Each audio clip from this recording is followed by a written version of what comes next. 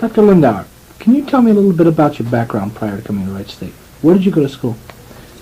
I went to medical school at Ohio State University and graduated there in 1955. And then I came to Dayton, Ohio for my general rotating internship at Miami Valley Hospital. Have you been in the Miami Valley since then? I stayed in Miami Valley just for a few years. I went after my year of rotating internship at Miami Valley. I spent 2 years in the Army as a general medical officer, then returned to Miami Valley for a 1-year general surgical residency, and then spent 6 years in family practice in Vandalia, Ohio, before I went back to Ohio State in academic medicine. When did you go back to Ohio State to teach? In 1965, I returned to the Department of Pharmacology at Ohio State University as a NIH postdoctoral fellow, and stayed in that role then for 3 years until I received my PhD degree. And then in 1968, I went on the fully affiliated faculty at Ohio State in the Department of Pharmacology. And you were essentially at Ohio State until you came here? Until 1975, I was in the Department of Pharmacology in the College of Medicine at Ohio State. What was your last position there? I was associate professor of pharmacology and coordinator for the year 3, or correction, the phase 3 part of the College of Medicine curriculum, which really is similar to our pre-clerkship curriculum in the second year. When did you first hear about Wright State? I heard about Wright State University being planned while I was still in the Miami Valley in the practice of medicine. But while I was at Columbus, I would see sketches of Wright State's development as a consortium between Ohio State University, Miami, and Central State. I had heard rumblings about an interest in medical school development, but really didn't take that seriously after Toledo was established. I didn't think the state of Ohio at that time was ready to develop any more medical schools than the 4 established in the middle 60s. Being at Ohio State, you were there when Toledo was first considered and then established. Was that viewpoint that you just stated pretty widespread among Ohio State faculty? I really don't know what the feeling at Ohio State was. I think the feeling that I had was that if Toledo was given the option to start up a medical school, and I felt at the time that that was primarily because the governor of Ohio was from Toledo at the time they got their funding, that there was little chance in the 60s for any other medical schools to be developed. And so I didn't even consider the possibilities of Dayton developing a medical school. Did you hear about the original proposals that came to Columbus? I heard rather tangentially of the interest to develop a medical school in Dayton while I was still in Columbus, but I really didn't, I wasn't in a position to know what some of the details were. And I had felt all along that Dayton was ripe for a medical school because I'd practiced in the community. I knew that they had all the clinical resources in terms of the County Medical Society. They had all the specialties represented, and the thing that impressed me about Dayton was the fact that they had a lot of primary care that was of high quality, that was the kind of medicine that I thought needed to be espoused in the development of a new medical school. But at the time I was in a postdoctoral fellowship, I wasn't in touch enough to know what the ground support for a medical school in this area really was. Do you feel that a teaching hospital could have been supported by the community here? My personal opinion is that a teaching hospital would not be supported by the Dayton community, and that was one reservation I had. On the other hand, I felt that a teaching hospital was really not necessary for the kind of medical education that I thought the state of Ohio needed, and that's what really enthused me about the Dayton plan for a community-based medical school, using the clinical resources and the clinicians that were already established in the community. When the plan began working its way through very determined opposition in Columbus, up through the system, both legislatively and the Board of Regents. What were your feelings then about the medical school in Ohio? My personal feeling was one of interest, but when it first was raised, since I was on the Ohio State University campus, I didn't really think that it would flourish. The feelings of the people that I talked to in Columbus was that Ohio had enough medical schools and they didn't really need any more. My personal feeling was not in concert with that, but there wasn't all that great support for a medical school being developed in Dayton in the Columbus area. And I began to look at this after returning back to visit family and friends in the Dayton area and found that there was a growing concern and interest on the part of the community and in the part of legislators like Clara Weisborn, who later exerted herself considerably in support of this project. Why do you feel that the people in Columbus, the people in medical school personnel and staff, were against the formation of a medical school in Dayton, apart from the fact that there was enough medical schools? Do you feel it was a threat to Columbus or Cincinnati, or both? I don't feel that they really felt threatened. They may have felt that it was not necessary because the feeling in an institution like Ohio State or Cincinnati is that they are doing the job and the numbers are sufficient and there's no real need for any more. Also, it's an expensive operation to set up a new medical school. But I don't think the people in Columbus are aware of the real needs that the area has had in Dayton, Ohio, that there was a concern for the need of physicians in underserved areas. There was a need for more primary care-oriented people in the state of Ohio, and the only way that was going to happen was to set up a school where a lot of that kind of care was taking place. You went from essentially primary care to teaching pharmacology. That seems to be a bit of an abrupt switch. Why did you make that change? The switch is really not that abrupt. In primary care operations, you're constantly concerned with the needs of your patients in terms of appropriate therapy, and that was the interest that turned me back into academic type of medicine. Proper therapy is really dependent upon the appropriate development of new drugs, for example, and the appropriate understanding of practitioners about the mechanisms of drugs they're using. And that kind of interest is what turned me back into the study of drug development.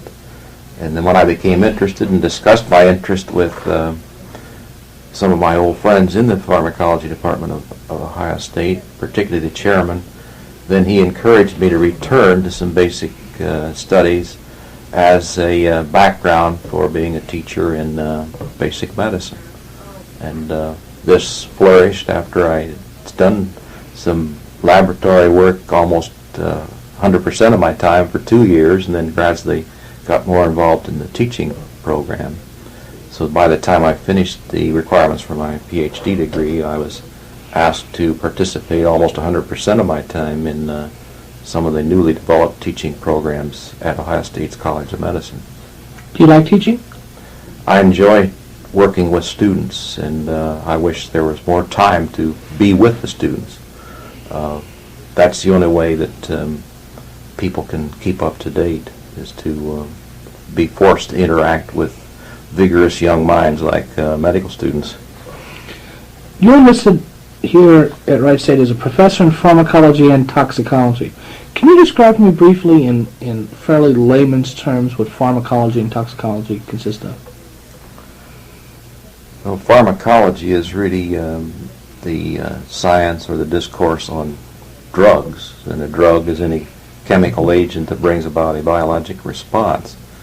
And it's well known that the practice of medicine is supported by drug therapy. And we everywhere assume in the study of pharmacology, at least medical pharmacology, that we don't apply drugs until the appropriate diagnosis is made. But the line to appropriate drug therapy is the appropriate support of the study of drugs, and therefore colleges and schools of medicine have set up departments that do research in these areas so that those facts can be made available for the study of new development of drugs. Most important to me, though, is the fact that medical students, residents, and even practitioners in the field need to be constantly updated on new drug developments and how drugs act on patients and how several drugs interact with one another on that patient. And the only way that the practitioner of medicine can understand these things is to understand the basic mechanism or the pharmacology behind the drug. We also want to know how drugs act in the individual once they're taken in. How are they gotten out, and how is the patient's status related to that drug? If the patient has gastrointestinal disease, they have trouble taking up the drug into their system. If their liver is not functioning the way it should, then they have trouble metabolizing the drug. Or if their kidneys aren't working right, they have to consider how the drug is going to be excreted. So the problem of drugs in the medical field is very significant, and it has to be based on a serious number of facts, and pharmacologists have a responsibility to share those facts with students, residents, and physicians. And how does toxicology tie in with that? Well, toxicology is sort of a permutation of pharmacology. Pharmacology, we say, is the therapeutic application of drugs, or clinical pharmacology is the therapeutic application of drugs. Toxicology is the study of the toxic or adverse events that are brought about by drugs. So that the physician must understand what the potential intoxication is possible with any drug that they are exposing patients to. In addition to that, there are many products in the environment and other agents that the patients may come in contact with, or even the problem of drug overdose that the physician must face and know how to handle, how to detect. In the teaching methodology that exists here and in Ohio State, are there any marked differences between the two medical schools? I don't detect any marked differences. Ohio State, being a much larger institution and have many more faculty at hand and many more resources, can do some different things. At Wright State, we have a small number of faculty, a growing number of faculty, but our curriculum is rather traditional in that sense. We teach here by departments and by topics such as biological chemistry, anatomy, physiology, pharmacology. At Ohio State's College of Medicine, they have entered into what's known as the systems approach to teaching of medical students, so that they will teach basic science to first-year medical students in the cardiovascular system, in the gastrointestinal system, the central nervous system, and they bring in a spectrum of scientists, both basic and clinical, to teach those topics. At Ohio State, they have unlimited numbers of faculty members that can contribute to a systems approach, and they've been able to successfully employ that system since about 1969. 1969. Here at Wright State, we developed our curriculum first for the class entering in 1976, and we developed it along departmental lines because those were the units that had that kind of responsibility. And as long as we have a limited number of faculty members in this school, we've been able to set up curriculum and teaching programs that have been very acceptable, and we've undergone several accreditation studies by outside accreditors, and they've given us high marks for our curriculum in this school. When did you first find out about the positions available here at Wright State? I was first contacted by the founding dean John Belgian in about 1974. It was, I guess, the summer or fall of 1974 when he called me in my laboratory and office in the Ohio State University College of Medicine. And he had been given my name by people in the Dayton community that recognized my background, and a few of them had recognized my interest in teaching a medical school, and they had nominated me for the position of chairman of pharmacology. So when I first heard of the request and Dean Belgian's invitation, I thought I would at least come over and listen to what he had to propose, and I hadn't given it much thought until that time. And after I visited with Dean Belgian, my interest was suddenly stimulated, and a lot of the interest was because some of my old friends were assuming responsibilities in the new school, such as my now departed friend Nick Thompson was assuming the chairmanship of obstetrics and gynecology, and at that time Jim Funkhauser was assuming the responsibility of the department chairmanship in pathology. So that tweaked my interest, and I decided to look into it more thoroughly, and the more I looked, the more interest I had, the more opportunity I saw for the development of a new kind of educational program here in a community-based medical school. So that's what caused me to come to Dayton. Did you actually go through a search process? Did I go through the search process? Yeah, did you go on a series of official visits? Oh, yes. There were several visits, and I remember the last visit I brought my wife along. We looked at the community. My wife is from Dayton, so that was another reason for my interest in coming back to Dayton. How are you recruited for Ohio State, and how does that contrast with what you went through here? Are the recruiting process similar? The recruiting process is similar. Of course, I was not, the recruiting process for me at Ohio State was different because I had been a postdoctoral fellow, and when I finished the fellowship, the department chairman wanted me to assume some departmental responsibilities, so I went and visited the dean, and he and the dean of the College of Medicine asked me to take on an appointment in the college. So that was not much of a recruitment process, but here at a new school, we obviously had to go through that in order to satisfy equal opportunity requirements in the recruitment programs for any school. What can you tell me about your recruiting visits, impressions of the university, the faculty? Well, when I was recruited, there were very few faculty members around. It was mostly administration. But the thing that impressed me most,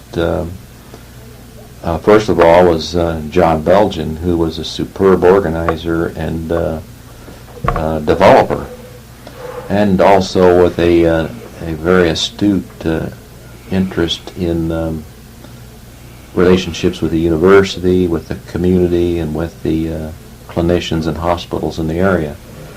That impressed me a great deal. I felt at that time that if anybody had the opportunity to make a community-based operation work, that John Belgian could do it.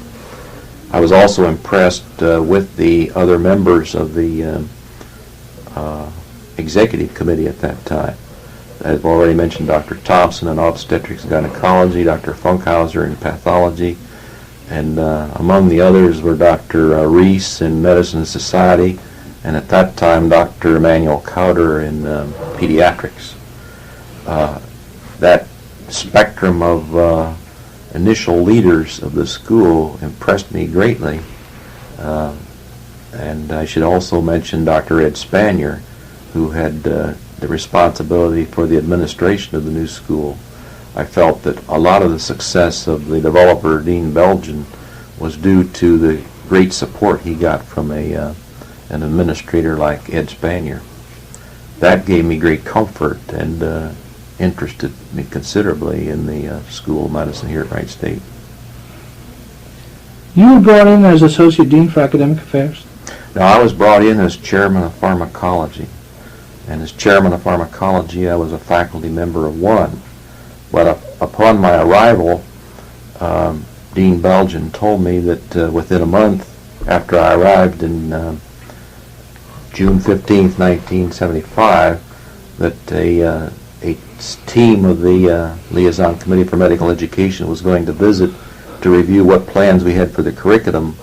So he asked me, in view of my past experience with curriculum development at Ohio State, to get the group together and to assure that we had our initial programs for the at least the first year of the curriculum completed.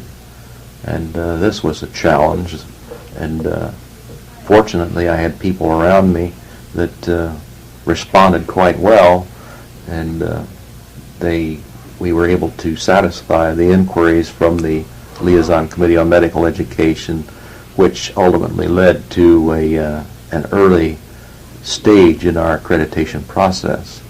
That was 1 year prior to our acceptance of students, so they insisted that we have a considerable portion of the first and second years of the curriculum outlined.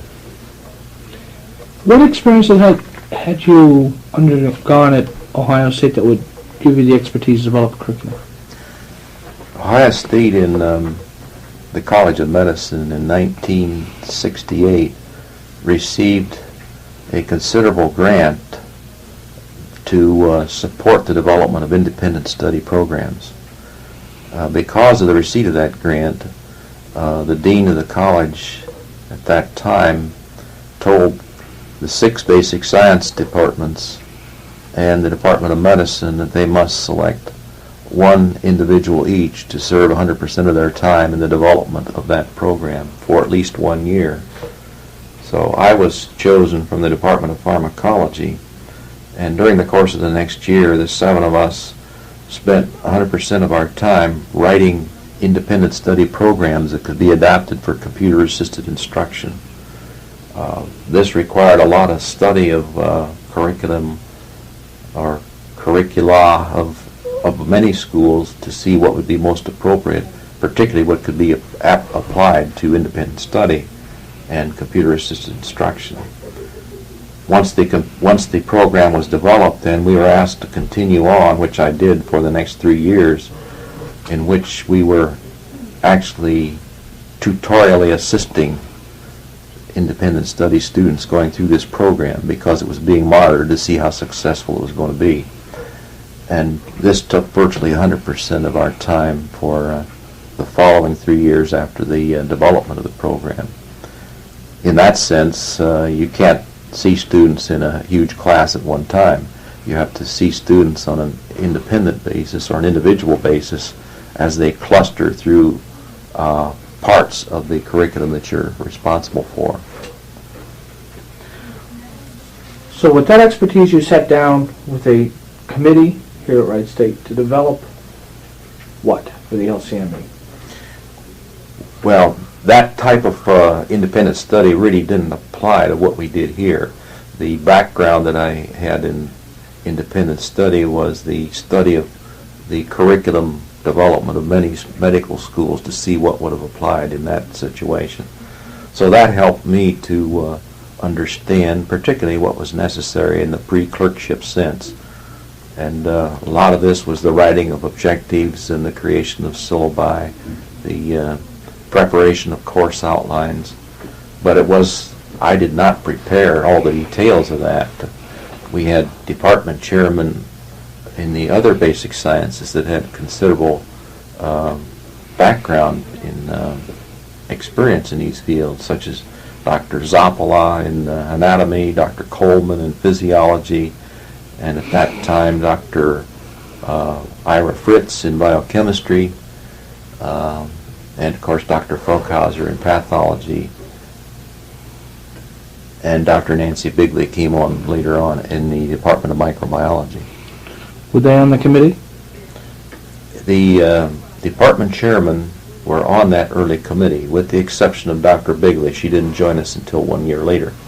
But all of those members of were on what we called the Executive Curriculum Committee, which was actually chaired by the Dean, John Belgian. But Dean Belgian named me at that time coordinator for the curriculum in order to serve in some capacity to get all those people together. Another person who was instrumental in helping at that time was Dr. Roden, who had been in the pathology department at Galveston Medical School in Texas. And Dr. Roden sat on some of those early curriculum committees and helped us to assemble the curriculum for the school. Essentially, what time frame did you have before the LCME was going to come to Wright State? How long did you have to work with? Well, the initial visit I talked about was a preparatory visit. They were giving us preliminary approval. They were seeing what our plans were, what our outlines were, so that by about August the 1st, 1975, which was a month to 6 weeks after I had arrived, we had this visit to achieve preliminary approval. Then I'd have to look at the exact dates. I don't think we had another full accreditation visit until about 1977, after we had gotten preliminary approval to take the first class. Then there was another visit by the LCME in about 1977, and then a full accreditation visit again in 1979, after we had started the process of about 3 classes. After the first visit, you had essentially finished your major task that you'd been assigned of preparing for that. Did you move back into your department?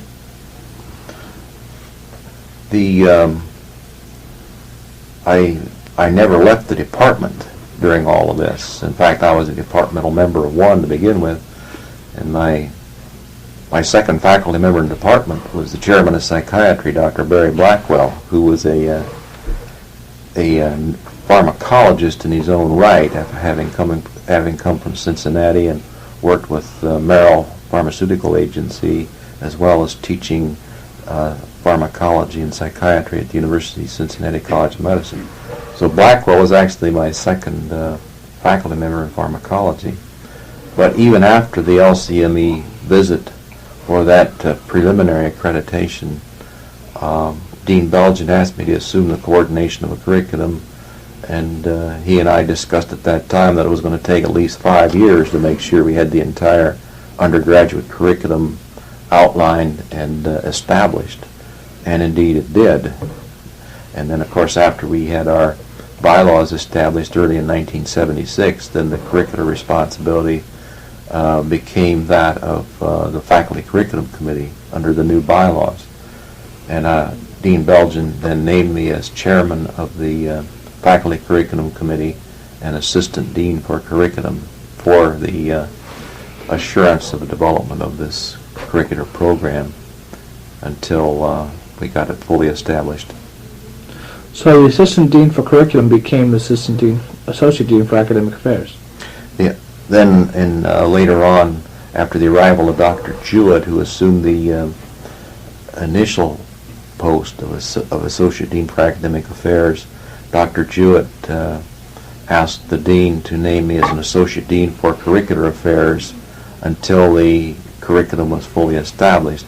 It was after Dean Sawyer arrived in 1980 that and then at that time Dean Jewett went on to the National Board of Medical Examiners. Dean Sawyer asked me to consolidate the faculty affairs that previously had been given charge to Associate Dean Jewett, and asked me to consolidate curricular and faculty affairs together under the Office of Academic Affairs. This was done in 1980 to 81.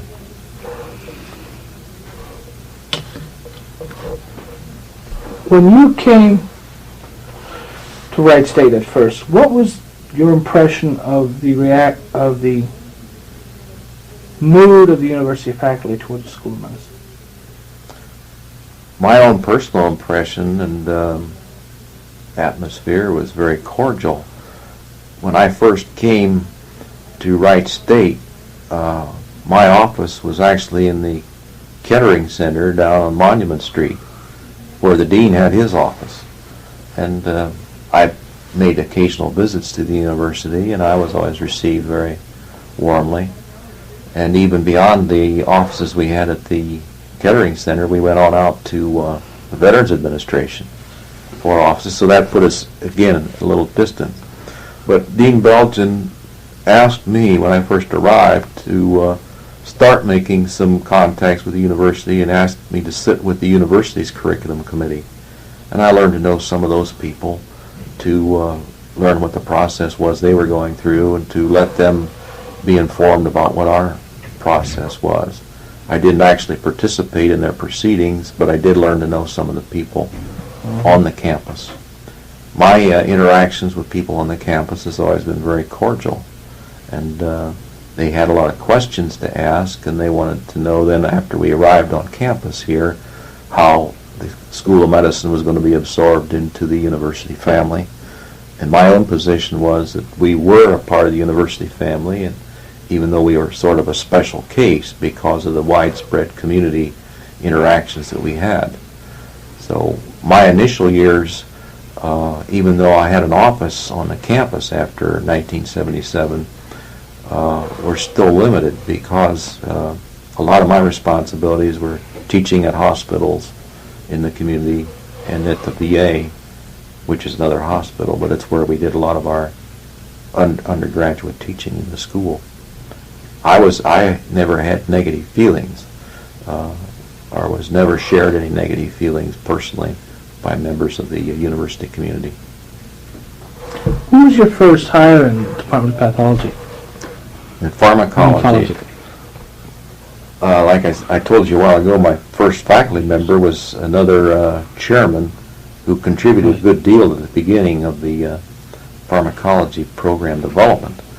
The first actual fully affiliated faculty member or hire in the department was Dr. Robert Gardier, who came to the school from also from Ohio State University. We had gone through the recruitment process and had several others looking at the position in addition to Dr. Gardier. And after we reviewed those applicants, Dean Belgian and I felt that Dr. Gardier was the person to come take the responsibility for the general pharmacology program in the department. I had some interest in developing the department along clinical pharmacology lines in addition, so I asked Dr. Gardier to assume some of the responsibility of establishing the sophomore pharmacology course. It was very helpful that Dr. Gardier also asked that we bring with him one of his students that he had at Ohio State, Albert Langley. This was a very significant choice because Albert Langley is the present chairman of pharmacology. He had been a student with Dr. Gardier receiving his PhD at Ohio State's College of Medicine, and Dr. Langley went on to do postdoctoral work under Norman Weiner, who's the chairman at University of Colorado's College of Medicine, and also then after that went to Warner Lambert Pharmaceutical Company. So this was a very significant 1-2 kind of addition to the department, and those two men are still with the department, contributing to both the School of Medicine's academic program and the Biomedical Science PhD program.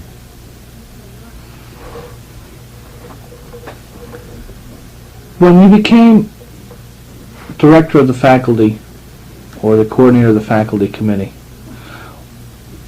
what percentage of responsibilities does that entail? How much of your day was spent with that as opposed to pharmacology? When I first assumed the responsibility as coordinator, that position probably took 95 to 100% of my time. Gradually, after we began to get the curriculum developed, then I started working more on the development precisely of the pharmacology program. And then after Dr. Gardier arrived with Dr. Langley, then the two of them assumed a lot of the responsibility for the fleshing out of the pharmacology program that is taught to the medical students in the second year. Has the curriculum here undergone revision since then? We've had some revisions. and changes. We've had some additions, like the medical genetics course was added to the second year of the curriculum after about the first year of our operation. This was done because it was felt that our medical students needed to have a better background as they are interviewing patients and families, particularly in pediatrics, so that they can become conversant about the genetic problems of disease. We did extend or increase the exposure of our students to behavioral science in the first and second years of the curriculum because of the needs of the students when they get down into studying psychiatry in the clerkships of the third year. In general, though, the rest of the programs have remained about the same in content. We made some changes in the approach to the curriculum in that the first year we implemented the curriculum for the charter class. We taught gross anatomy over the entire first 3 quarters. But sooner or later, the Department of Anatomy, because of their wide responsibilities, decided it would be easier and more appropriate to teach gross anatomy in 1 quarter. So that after about the first 2 years of operation, the gross anatomy was taught in 1 quarter, microanatomy in 1 quarter, and neuroanatomy in 1 quarter. This allowed for a little bit more productive use of the anatomy faculty members. How does the nature of Wright State's community-based School of Medicine affect curriculum development? Has it added any either extra problems or extra advantages to development of a curriculum? Well, the community-based operation has not changed the first 2 years of the curriculum development that much when you consider its comparison with the rest of the medical schools, possibly with the exception of pathology.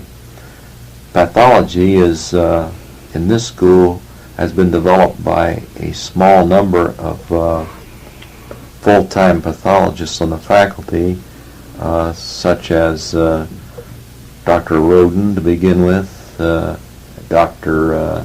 Batata, and perhaps Dr. Jennings. But the main part of the pathology course in this school is taught by pathologists who are practicing in the area. And there's probably 25 pathologists that are hospital employees or in private practice of pathology in the area that contribute to the teaching of that pharmacology course. So in that sense, the community base has been very supportive of that part of the curriculum. But it's obvious a difference when we teach the clerkship type of operation. The Department of Medicine, for example, sends students to 5 different hospitals for their clerkship training.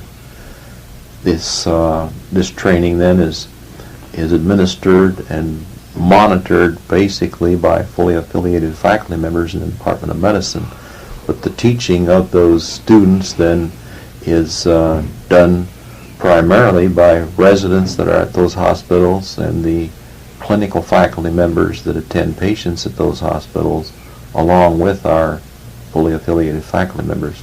So that's a little bit different process than the process that we have at a typical Big Ten university like Ohio State, where they have a large number of fully affiliated faculty members and residents right on the spot in a university hospital.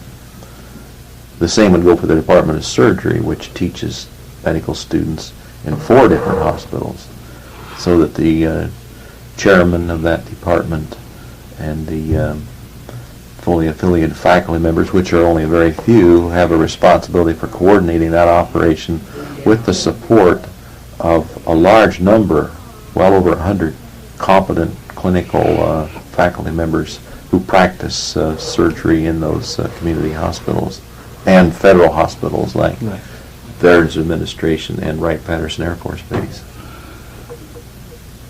What impact did voluntary clinical faculty have on the development of the curriculum? Was there systematic and organized input from them?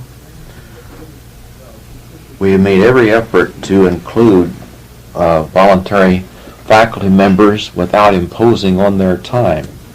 This school, at the present time, has about 1,200 voluntary faculty members, and we always have the problem when we know that there are people out there who are competent, very willing to teach. We want to do that, but with a little bit of consideration of their lot in life.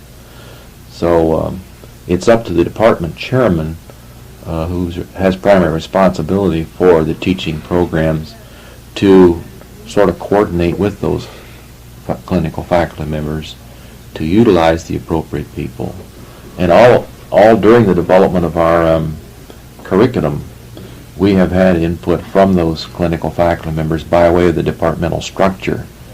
For example, when Dr. Elliott was working up the program in surgery for our clerkship in the third year, he had input from a significant number of very busy surgeons in the Dayton area who are recognized as competent teachers. Many of these surgeons who work in groups have spent years in the Dayton area, even before the School of Medicine, helping to train residents in surgery. So the teaching was not foreign to a lot of these people. And it was a very fortunate fact that we moved into Dayton, where they had a number of good residency programs available in surgery and medicine, obstetrics and gynecology. And then later on, with the recent development of Children's Medical Center, was an ideal complement to the School of Medicine type of activity on a community base. In the Department of Pharmacology and Toxicology, what's the turnover for faculty? Do they stay long? In pharmacology, we've had a very small faculty, and we've had a very small turnover. After I assumed the role of Associate Dean for Academic Affairs, then I asked Dean Sawyer to allow me to move out of the chairmanship of the department so I could assume my administrative role with the school. And after appropriate internal search with the department and with the university, then Dr. Langley was named to be the chairman of that department.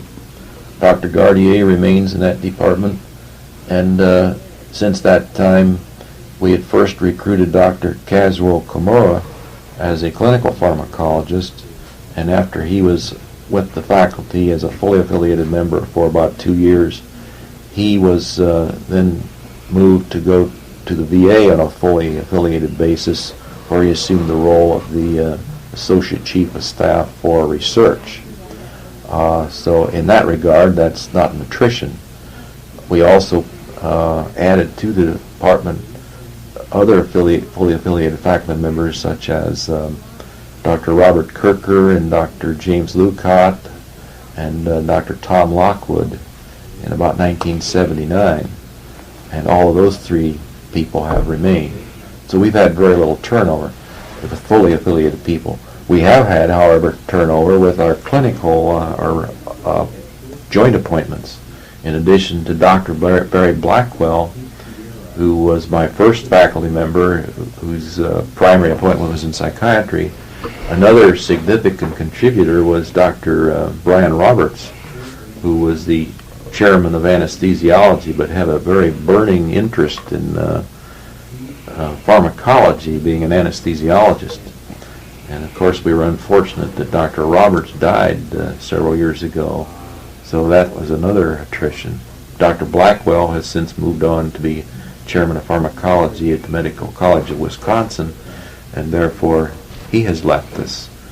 Another significant contributor to our department, who initially was a clinical faculty member and is now fully affiliated on a secondary appointment in pharmacology, is Dr. Barrett Bolton, who was for a long time the director of the residency program in internal medicine at Miami Valley Hospital. Now Dr. Bolton has assumed a similar position and a vice chairman of the Department of Medicine, and has given a great deal of his time to teaching in the pharmacology program.